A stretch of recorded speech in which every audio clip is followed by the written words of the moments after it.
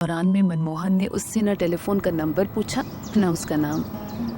शुरू में उसने उसकी आवाज़ की मदद से ख्यालों में उसकी तस्वीर बनानी चाहिए, मगर अब वो जैसे आवाज़ ही से संतुष्ट हो गया था।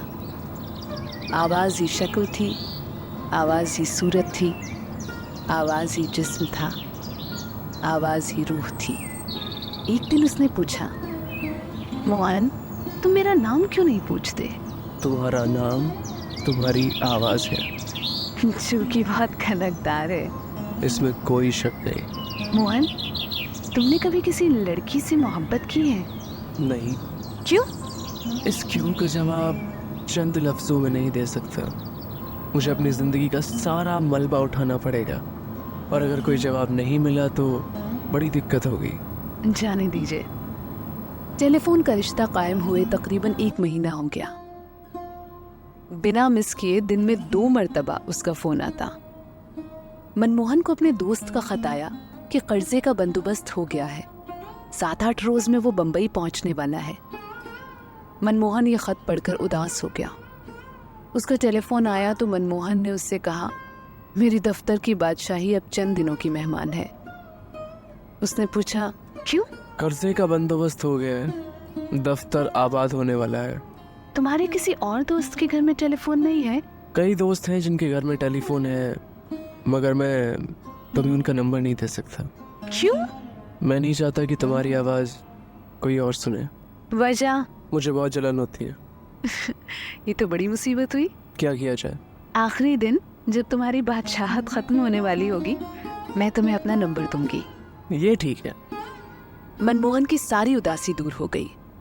वो उस दिन का इंतजार करने लगा कि दफ्तर में उसकी बादशाहत खत्म हो। अब फिर उसने उसकी आवाज़ की मदद से अपने ख्यालों के पर्दे पर उसकी तस्वीर खींचनी शुरू कर दी। कई तस्वीरें बनी, मगर वो मुतमईन न हुआ। उसने सोचा, चंद दिनों की बात है, उसने टेलीफोन नंबर बता दिया तो वो उसे देख भी सकेगा।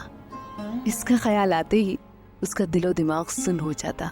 मेरी जिंदगी का वो लम्हा कितना बड़ा लम्हा होगा जब मैं उसे देखूंगा। दूसरी रोज जब उसका टेलीफोन आया तो मनमोहन ने कहा, तुम्हें देखने का शौक पैदा हो गया है।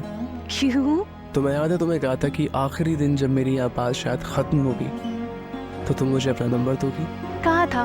इसका मतलब ये है कि तुम मुझे अपना एड्रेस दे दोगी, मैं तुम्हें देख सकूंगा। तुम मुझे जब चाहो देख सकते हो, आज ही देख लो। नहीं नहीं नहीं, मैं ज़रा अच्छे लिबास में तुमसे मिलना चाहता हूँ। आज एक दोस्त से कह रहा था तो मुझे सूट दिलवा देगा। बिल्कुल बच्चे हो तुम।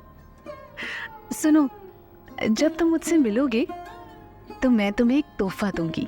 तुम्हारी मुलाकात से बढ़कर और क्या तोहफा हो सकता है? मैंने तुम्हारे लिए रिफ्लेक्स कैमरा खरीद दिया है। भाई वाह। इस शर्त पर दूंगी कि पहले मेरा फोटो उतारो।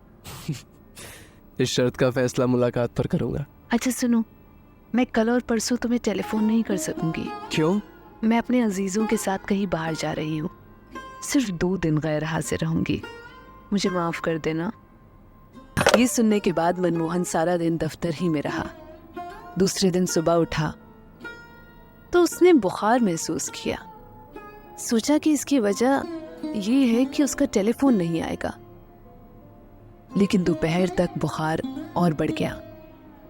बदन तपने लगा, आंखों से चिंगारी फूटने लगी, प्यास बार बार सताती थी। शाम के करीब उसे अपने सीने पर बोझ महसूस होने लगा। दूसरे रोज वो बिल्कुल निढाल था, सांस बड़ी दिक्कत से आती थी, सीने की दुखन बहुत बढ़ गई थी। कई बार उसे दौरा भी पड़ा। बुखार की शिद्दत में वो घंटों टेलीफोन पर अपनी महबूबा की आवाज के साथ बातें करता रहा। शाम को उसकी हालत बहुत ज्यादा बिगड़ गई। उसके कानों में अजीबो गरीब आवाजें गूंज रही थी, जैसे हजारों टेलीफोन बोल रहे हो। सीने में घुंघरू बज रहे हो। चारों तरफ आवाजें ही आवाजें थी। चुनांचे जब टेलीफोन की घंटी बजी तो उसके कानों तक उसकी आवाज न पहुंची। बहुत देर तक घंटी बजती रही। एकदम मनमोहन चौंका। उसके कान अब सुन रहे थे। लड़खड़ाता हुआ उठा और टेलीफोन तक गया। दीवार का सहारा लेकर उसने कांपते हुए हाथों से रिसीवर उठाया